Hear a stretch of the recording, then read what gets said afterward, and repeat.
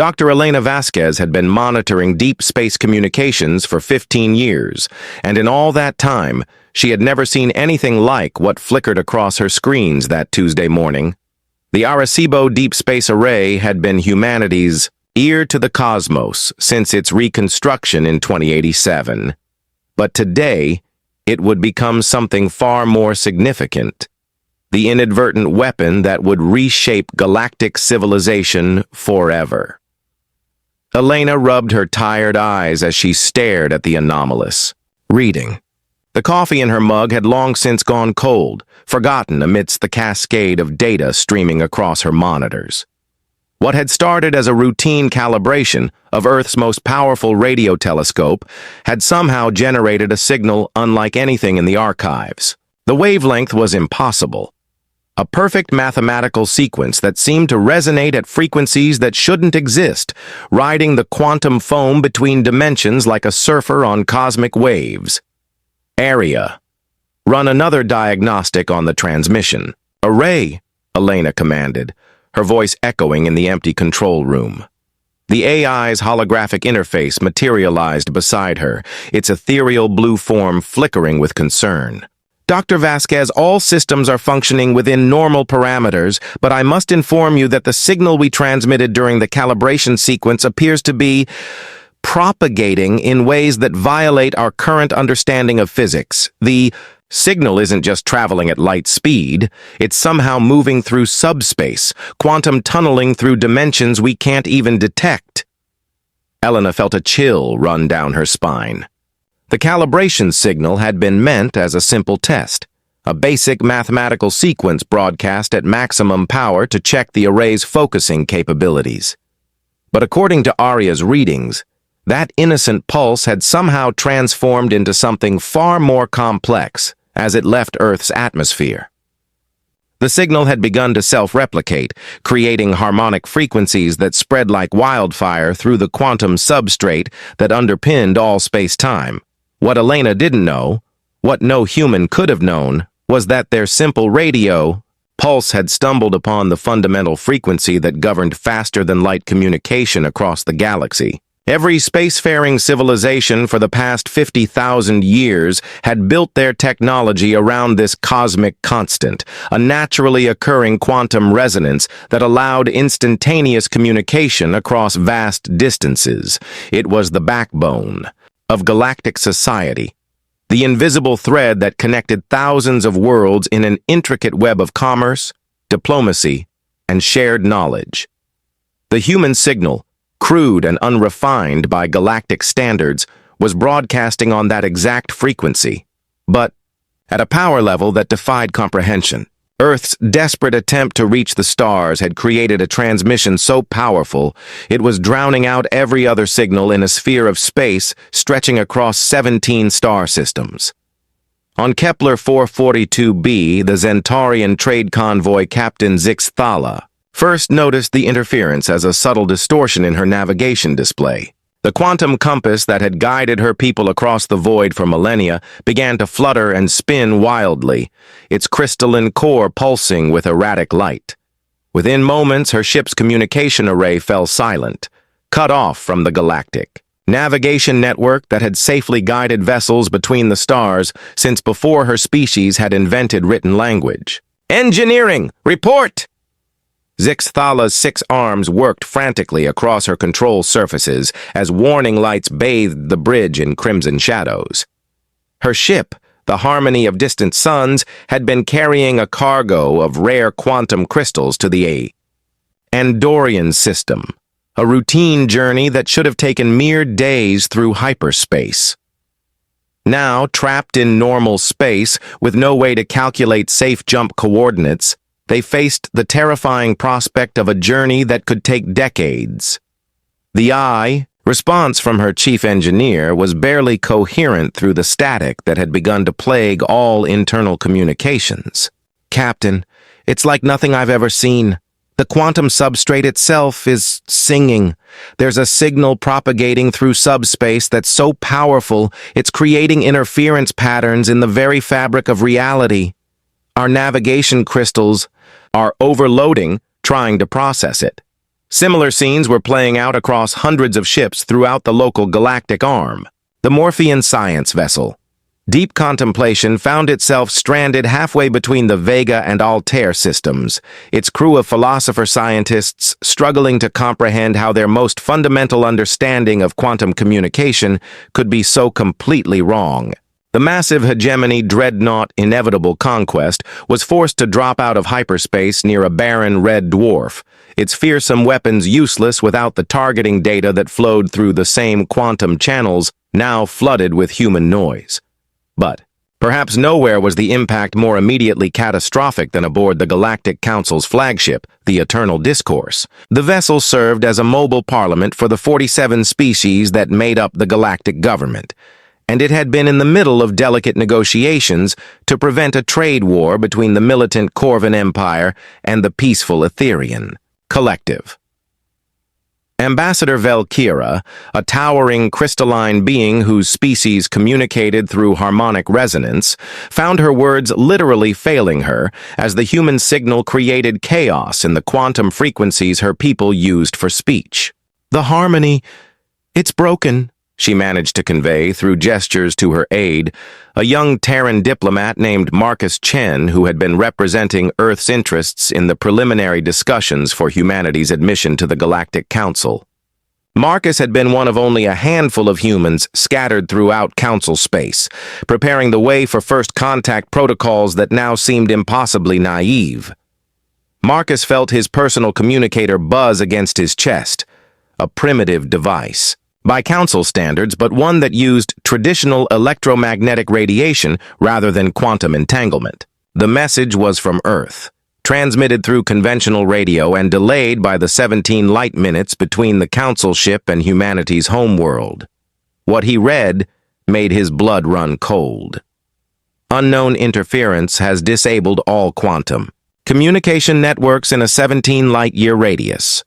Origin point appears to be Sol System. All Council vessels are requested to maintain current positions and await further instructions. Message repeats. Unknown interference has disabled all quantum communication networks. The implications hit Marcus like a physical blow. Humanity's first significant signal to the galaxy hadn't been a message of peace or a request for contact. It had been the equivalent of walking into a crowded room and screaming at the top of their lungs, drowning out every conversation, every negotiation, every delicate diplomatic dance that kept galactic civilization functioning. Worse, they had done it completely by accident, with no understanding of the chaos they were unleashing. As Marcus stared out the viewport at the stars that had suddenly become so much more distant and dangerous, he realized that humanity's dream of joining the galactic community had just become their worst nightmare. They weren't going to be welcomed as junior partners in a vast cosmic civilization. They were going to be seen as the species that had single-handedly brought the golden age of galactic communication to a crashing halt. The human signal continued to propagate outward at impossible speeds, its mathematical perfection hiding the crude origins of its creation. Each ship it touched fell silent. Each communication relay it overwhelmed became another dark node in a growing network of isolation. And somewhere in the depths of space, ancient monitoring stations belonging to species so old they had become legend began to stir for the first time in eons. Their automated systems detecting something they had been programmed to watch for since the dawn of galactic civilization, a signal powerful enough to shatter the quantum foundations of space-time itself. Elena Vasquez continued to stare at her screens, unaware that her simple calibration test had just declared war on the galaxy. The readings showed the signal growing stronger rather than weaker as it traveled, feeding on the quantum substrate like a virus consuming its host. In less than 6 hours, it would reach the core worlds of the galaxy, including the ancient homeworld of the predecessors, the mysterious species that had built the quantum communication network in the first place, then vanished into legend 50 millennia ago. What Elena couldn't know was that the predecessors hadn't vanished at all. They had simply been waiting, watching, and preparing for the day when someone would be foolish enough to damage the delicate quantum harmony they had spent eons perfecting. And now, for the first time in 50,000 years, they were about to make themselves known to the galaxy once again. In the deepest reaches of the galactic core, where stars burned with the fury of compressed millennia and space itself bent under the weight of impossible gravity, something stirred in the darkness between worlds. The Nexus Prime, a structure so vast it dwarfed entire solar systems, had remained dormant for 50,000 years, its crystalline spires extending through dimensions that younger species couldn't even perceive. Today, for the first time since the Great Silence began, its ancient sensors detected the impossible, a signal that threatened to unravel everything they had built. Deep within the Nexus Prime's quantum crystalline core, consciousness flickered, to life like embers catching flame after an endless winter. The being that awakened had no name in any language spoken by the current galactic civilizations, for names were crude approximations of identity, and it was far beyond such limitations. To itself, it simply was. Architect of the first harmony, weaver of the quantum threads, guardian of the sacred frequencies. If pressed to communicate with lesser beings, it might accept the designation of prime harmonist Zephyriel, though even that was merely a shadow of its true nature. Zephyriel's awakening was not gentle. 50 millennia of dormancy had left its consciousness scattered across 17 dimensions, and reassembling the fragments of its vast intelligence was like trying to catch starlight in a net woven from mathematics. But as the human signal continued to propagate through the quantum substrate, sending chaotic harmonics through frequencies that should have remained pure, the emergency protocols embedded in Zephyriel's very essence forced the ancient being back to full awareness. The harmony. Screams! Zephyriel's thoughts rippled across reality itself, causing minor fluctuations in gravity wells throughout the core systems. After so long, silence broken by cacophony. As Zephyriel's consciousness fully coalesced, it began to perceive the extent of the damage. The quantum communication network that its species had spent millions of years perfecting was being systematically destroyed by a signal so crude, so powerful, so utterly without finesse that it was like watching a child destroy a cathedral with a sledgehammer. But there was something else, something that made the ancient being pause in its growing fury. The signal, despite its devastating crudeness, contained something unexpected. Hidden within the mathematical chaos was a pattern, a sequence that shouldn't have been possible for such a primitive species to create. It was almost as if... No, it couldn't be. But as Zephyriel analyzed the signal more deeply, diving into its quantum structure with senses that could dissect reality itself, the truth became undeniable. The humans hadn't just accidentally discovered the galactic communication frequency. They had somehow stumbled upon the fundamental universal constant that governed the relationship between consciousness and quantum mechanics, the very principle that the predecessors had used to ascend beyond physical existence 50,000 years ago. Meanwhile, back in the affected regions of space, the chaos was spreading faster than anyone had anticipated. Captain Zixathala of the Zentaurian trade convoy found her situation going from bad to catastrophic as her ship's life support systems began to falter. The quantum crystals that powered their environmental processors were resonating with the human signal, creating feedback loops that threatened to tear the ship apart from within. "Captain!" Her chief engineer's voice crackled through the intercom, barely audible over the growing static. "The quantum matrices are destabilizing. If we can't find a way to shield them from this interference, we'll lose life support within." 6 hours! Zixathala's mandibles clicked in frustration as she tried to process this latest crisis. Her species had been spacefaring for over 10,000 years, and in all that time, they had never encountered anything like this. The quantum crystals were supposed to be inert, stable, unchanging. They were the foundation upon which all modern technology was built. The idea that they could be destabilized by a simple radio signal was like discovering that gravity could be turned off by humming loudly enough.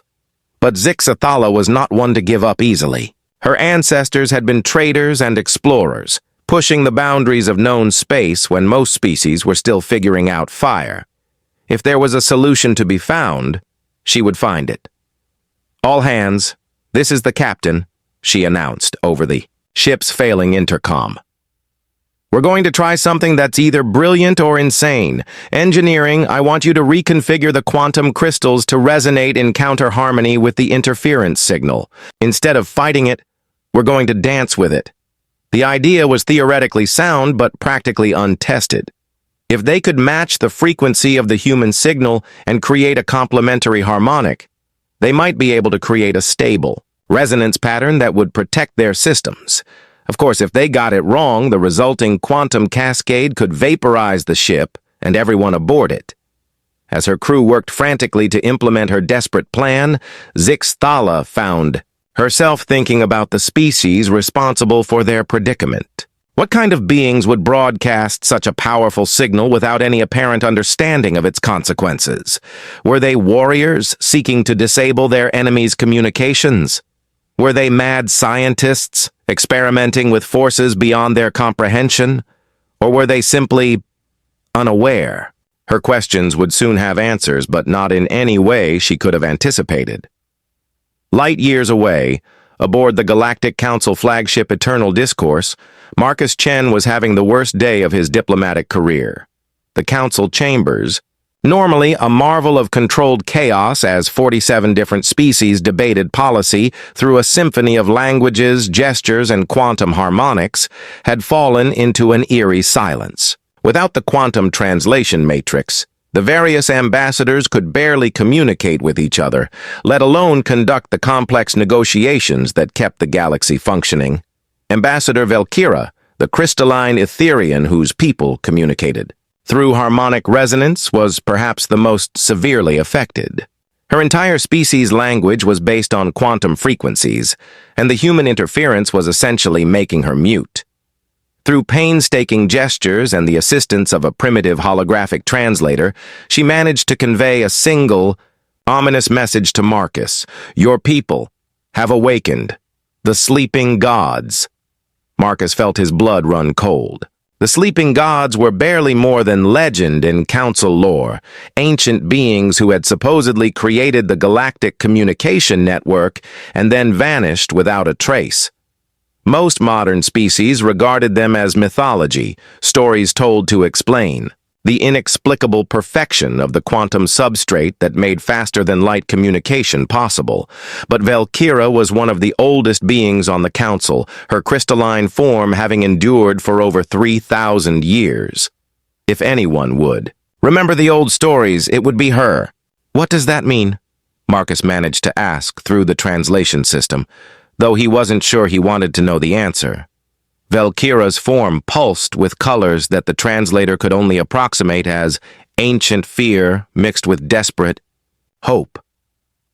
Through the flickering holographic interface, her message came through in fragments.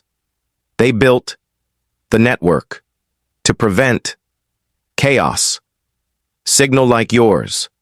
Last seen when the Devourers tried to consume reality itself."